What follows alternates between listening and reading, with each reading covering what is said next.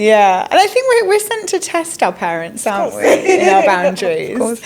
So what have you done that you'd say has been most boundary pushing in the industry, in your career? In terms of, as a creative, that was the most like boundary pushing thing that I did. In terms of music, I think everything really, because when I started off 10 years ago, there were very few female DJs here.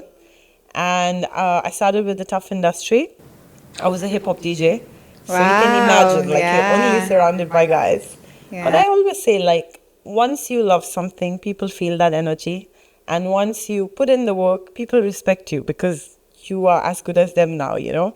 So at the end of the day, I don't believe in feminism or male bashing or any of this. Like, just do you, stay in your lane. And we're all amazing. And we have so much of creativity and talent in us. And it's not a competition. That's about it. So how do you relate to someone who might call you a female DJ? You kind of like...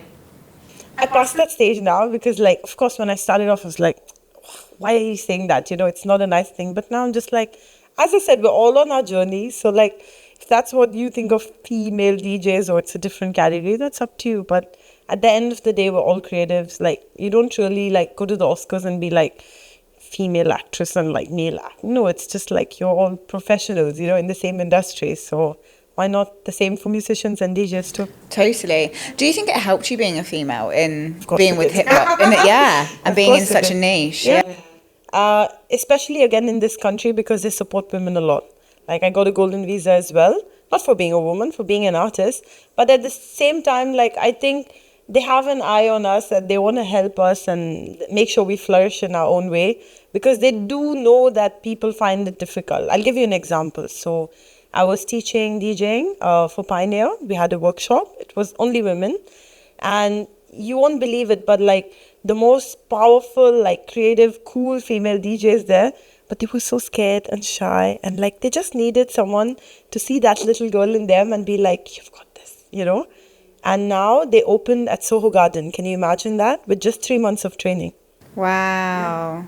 So you're part of kind of raising a next generation of for sure DJs, yeah. So my COVID project was teaching kids DJing. So for a whole year, I had an academy where we were teaching kids. It was amazing. That's awesome. So you did carry on teaching? I love teaching. There you go. I absolutely love teaching. It's funny because I also come from a family of teachers. And when I set up my business, I set it up when I was at uni, and my mum said, don't get a proper job.